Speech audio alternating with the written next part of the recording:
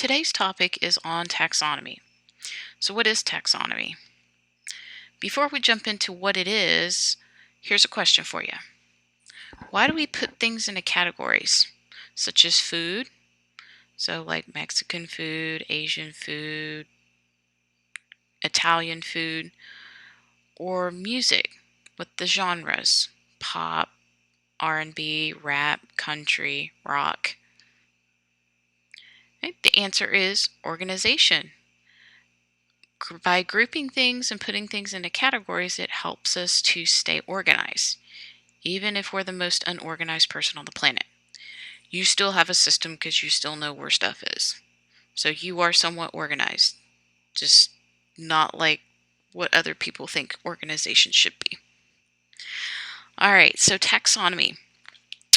Taxonomy is simply the science of the classification of organisms. So yes, there is a science on classifying stuff, but don't worry, it's not too hard. Okay, so even as scientists, specifically zoologists, we have lots of animals to keep track of, and we're talking about a lot. And by grouping things and classifying things, it helps us stay sane. Okay, so we're not crazy and losing our minds by losing track of different types of animals. So let's go back to a long time ago, and we meet this guy named Aristotle. Aristotle is from Greece, and he was kind of the jack of all trades. Scientist, philanthropist, philosopher, you name it, he did it. And he was credited with developing the first classification system. His system was very basic. We had two big groups, plants and animals. And when it came to the animals, the animal category was broken down further into three subcategories: air, land, and water. Okay? So let's look at an example. So Aristotle's taking a walk in a park, walks past a lake, and he sees a fish. So where would that fish be categorized? Well, if we think about it, a fish is an animal, and it's in the water, so we would put it in the water category. Okay. Seems easy enough. Okay, along his walk, he sees a bird, and the bird is soaring through the air. Bird's an animal, it's in the air. We're going to group it in the air category. No big deal. What about a butterfly? Where would the butterfly go? Well, butterflies are on flowers, so that would be land. But butterflies are flying too, so wouldn't they be in air? Now we've come to a flaw in the system. Okay? So with Aristotle's system, he's mainly looking at habitat or location. So aka, where are you finding these particular organisms? He's not considering specific traits or specific behaviors and what have you. Okay. So fast forward to 1800s, and we have Carl Linnaeus. Carl Linnaeus discovered this big flaw in Aristotle's system and decided to make it better, improve it. And it's because of Carl Linnaeus that we have the modern system that we still use today. Right? So with Linnaeus' system, he looks more at traits or characteristics of particular organisms rather than just looking at location and habitat like Aristotle did. Linnaeus' system has 7 categories instead of 5 like we see in Aristotle. Okay? And because we're scientists, we like to use big fancy words. So instead of calling them groups or categories, we're going to refer to them as taxa. Or if we're talking about one specific category or group, we will call it a taxon. Okay?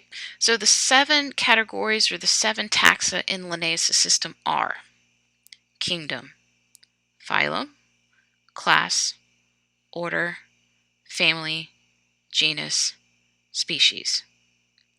kingdom, phylum, class, order, family, genus, species. Okay? And you'll get good at that too. All right, so what we're going to do, we're going to look at each specific taxon, and we're going to look at its definition. Okay? We're going to start with the smallest taxon, and then we're going to work our way up to the largest taxon. Okay, the smallest taxon in Linnaeus' system is species. And a species is just a group of animals that have similar traits that can breed with one another. Okay? For example, leopards. Leopards are a species. Okay? They have spots. They have the same color fur. They have claws. They have teeth. They eat meat, etc., etc. Okay? And leopards can breed with one another. Okay? Because we can get baby leopards. Male leopard meets female leopard, and then later comes baby leopard. Okay, so that is what we consider a species. Okay, moving on to the next group, so we're getting a little bit bigger, is genus.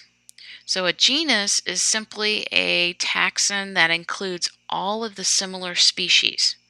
Okay, so if we stick with our leopard, for example, we're going to now include things like your jaguars. Okay, so we got leopards and jaguars and cheetahs, and those are different species, but they all have similarities.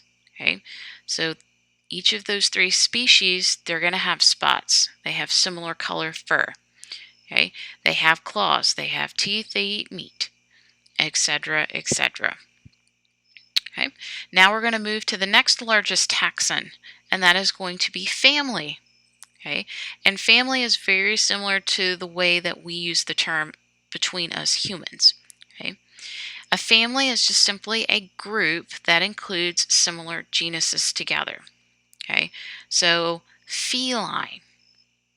The feline family is going to include all of the cats because all of those cats have similar traits in common.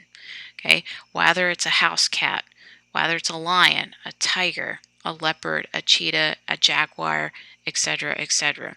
They're all going to have similar traits with one another.